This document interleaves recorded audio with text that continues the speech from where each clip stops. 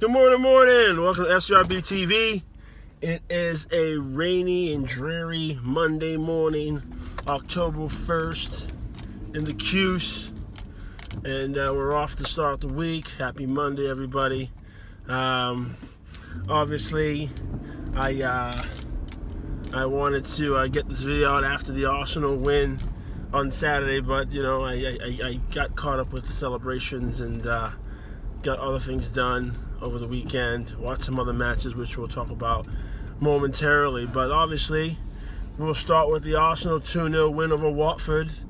It was, I just got to get right into it and say that, Unai Emery and the Arsenal now are doing what, the bare minimum of what I could expect and ask for. And that is, every time we turn on a game, go to a game, all we want our team is to do is compete and give us the hope that, hey, we could win this game. I personally believe that the days of just thrashing teams are gone, and we can get there again one day. But at this moment in time, we've just got to hang in matches and do our best to get the points. And that's what that Watford victory symbolized for me. Because Watford had spells where they were dominant. They were getting after us, yes.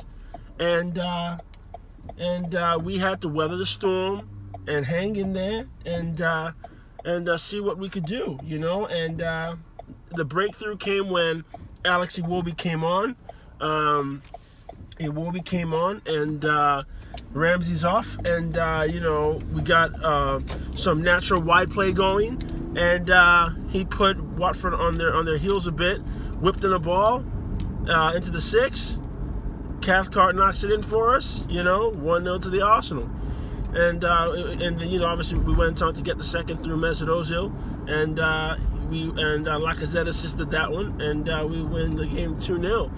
But you know what? Birdlander was great as he came on, made that big save on Troy Deeney, and who else was great? Rob Holding was very good. Torreira was very good, and you can see that, as everybody's been saying, that Torreira allows Xhaka to play a little bit more. Now, Watford was tougher than Newcastle. Watford was tougher than West Ham, obviously, and Watford was tougher than who did we beat last time? Everton. I would say it's a Watford-Everton about the same, but Watford, the physicality, they want to get after you, they want to bang you up a little bit. So Watford being a little bit tougher than all those other teams in certain departments. Xhaka wasn't great. He wasn't poor. He was just another midfielder for us that helped us keep it a bit and try to get things going a bit. But he wasn't sensational, and I think that the harder the games, then less and less he'll be able to do for us. And I'm not knocking the man. I'm just saying that, that's we can't expect too much. You know what I'm saying? So, but he was all right. Torreira was great. And listen, Mesut Ozil is our man in the sense that he's got to play in the middle. Now, he needing to play in the middle to be successful means that Ramsey, with his whole contract dispute and all that, for me, Ramsey's got to go. Either Ramsey's going to drop in and play deeper where Xhaka plays, or Ramsey can pack his bags up. He can go in January. That's really what it comes down to, because we can't keep putting Mesut Ozil on the outside when he's not getting touches and not being involved. You get me? So Unai's got to sort that out, and I think he's working towards it. But again, very happy from the display. We bent a little, but we did not break, and then we got our chance and we took the points. If that's how all of our games go, I'm with it. I think that we can play Liverpool, and speaking of Liverpool, we'll get right into that Liverpool-Chelsea clash that took place late Saturday afternoon. But I'm very happy with the Arsenal, but also, as I said, after our win there, I tuned in to Chelsea and Liverpool, and you know what? Liverpool were 5-0, perfect, all wins in the league, not a blemish on their record. Chelsea's a team that we all know we should have beaten. We squandered about 6 chances in that game against Chelsea and lost 3-2. That same Chelsea team now basically had Liverpool in their pockets. They got their goal, and Liverpool has no midfield. So if any Liverpool fans come across this and get mad because I said it, I'm sorry. You have no midfield. When you play a team like Chelsea that can defend, have good athletes, good footballing IQs, your midfield, what did Jordan Henderson do for those front three? Nothing. What did Wijnaldum do for the front three? Nothing. What did Milner do for the front three? Nothing. I mean, all they do is they play high press. They want to get the ball to their front three and run at you. They bypass midfield all the time because they have no playmaker in there. They have no playmaker. They just try to bum rush you with their front three. And the Chelsea backline is sturdy. And it took a wonder strike from Sturridge to equalize. Now think about it. Look how you scored the goal. Look how Liverpool scored the goal. It wasn't any fantastic build-up. They were really stretching to find a way to get back in the game, and then this guy hits a wonder strike. If that, I mean, hey, I don't know if he can do that, 5 out of 6 times, but it's a great strike by Sturridge. But what I'm saying is, it never looked like the Liverpool were going to score. Mohamed Salah's lost his mojo. He lost his juice. That one-hit wonder. He's done. And as I said, they have no. I mean, Firmino's not getting the ball. If he's not getting, when we say service, just getting the balls into his feet so he can get the ball and do stuff. He wasn't even getting it. And when you play in those big games, it's going to be harder for him to do what he wants to do if there's not a proper midfield. So, hey, it's not my team, but that's what I saw. So, having said that, Liverpool is next on our list of big teams we have to play, and I'm relishing the opportunity because I think that Arsenal can do a job against them. So I'm looking forward to that. Even though we have the Europa League coming up, and then I think we're going to I don't even know where we're going. Is it Azerbaijan or Uzbekistan? One of those places. And then we come back and we play Fulham. Then there's an international break. Then we come back from the international break, I believe it's Liverpool. So it's exciting stuff for Arsenal. It's exciting stuff in the Premier League. I'm liking the way it's going. Man City's back on top. I think that, Arsenal can continue to push and bend but not break. With Czech's injury, with the hamstring, he might be out for a couple of weeks. Bernd Leno can make a push to be the starting goalkeeper. He made a massive save against Dini, as I said earlier, and he was looking comfortable. So I think that this is a massive opportunity for him. Hopefully he takes it and does well with it, and we go from there. And it's looking like Arsenal's got 2 competent goalkeepers that we can trust and believe in. Yeah, so that's the plan. That's the plan. But what else did I get to say? I watched the Madrid derby between Atletico and Real, and that was a 0-0 stalemate there. There were some chances. Courtois made some big saves. And kept Real Madrid in it. I don't think Oblak had a few saves, not as big as Courtois, but it was a good tactical affair. It was tight, and I tell you,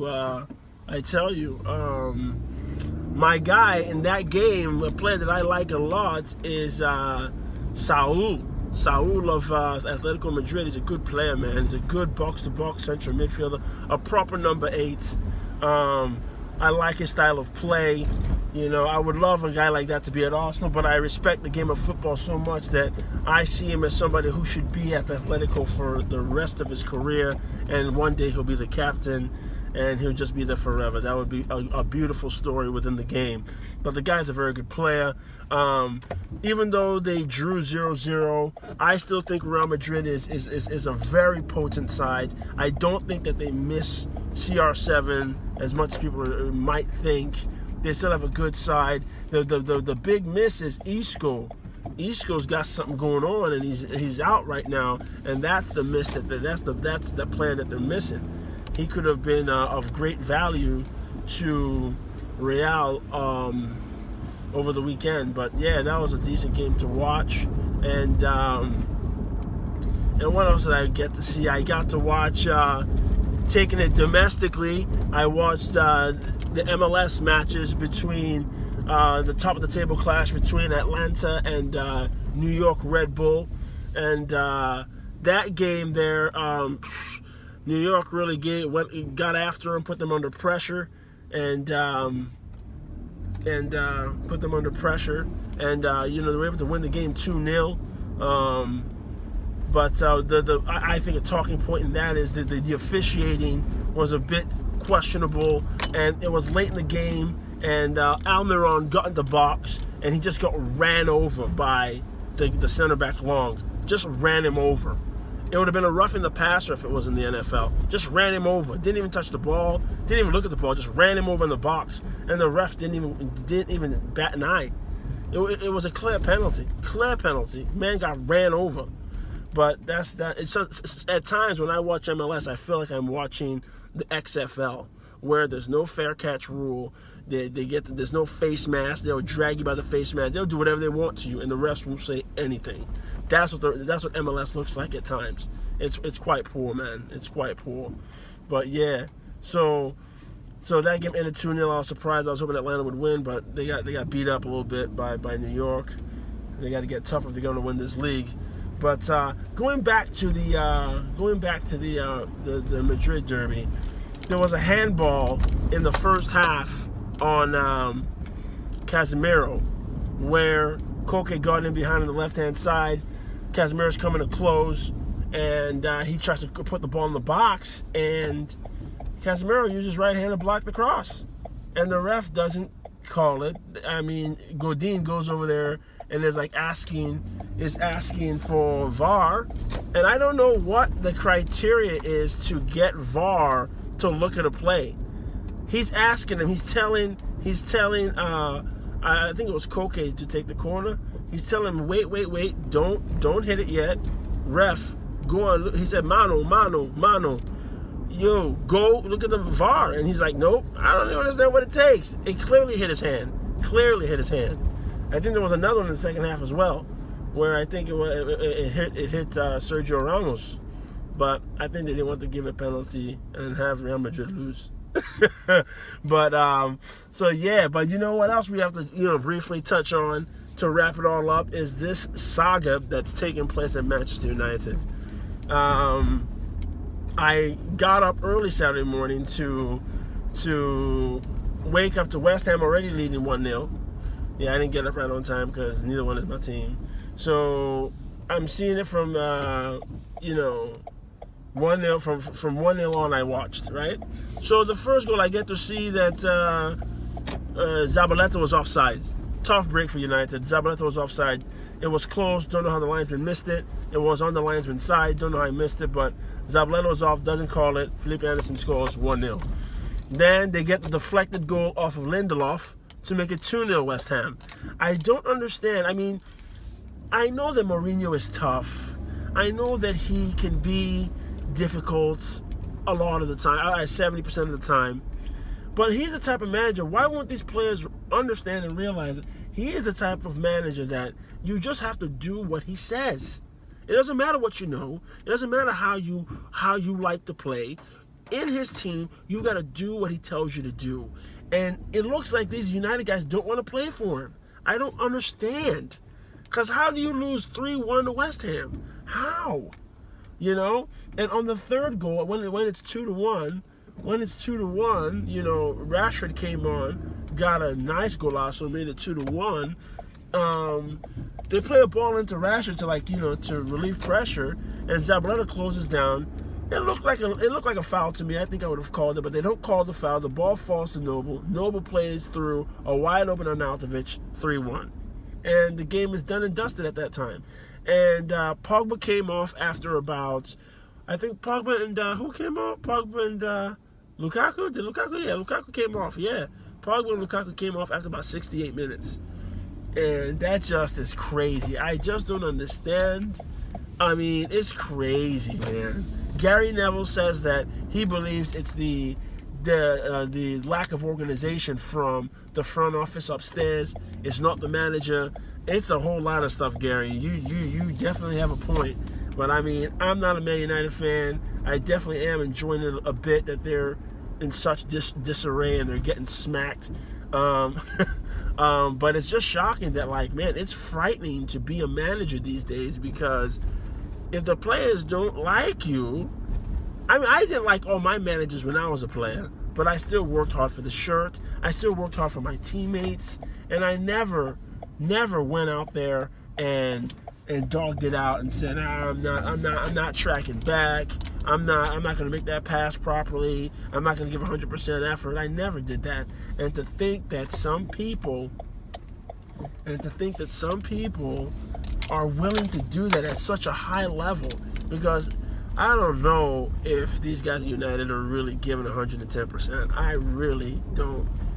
I don't believe that. It doesn't look like they are. To get dominated by West Ham, get dominated. And even if Miles said we're gonna go to the Olympic Stadium and we're gonna play some defense, we're gonna stay compact, we're gonna be tight, we're gonna shut up shop. Even if he says that, go do that, and then it'll be 0-0 at halftime. They shouldn't be able to break you down. Granted, there were some tough calls against you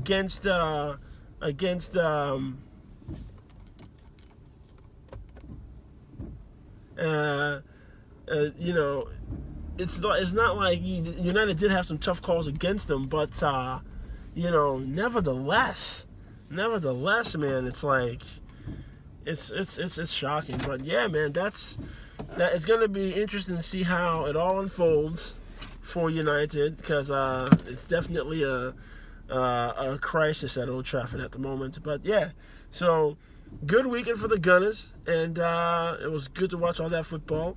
Let me know what you think of all the games over the weekend, and we'll be getting ready for the European nights coming this week. If you haven't subscribed yet, please do. FCRB TV. Have a great week, folks. Ciao.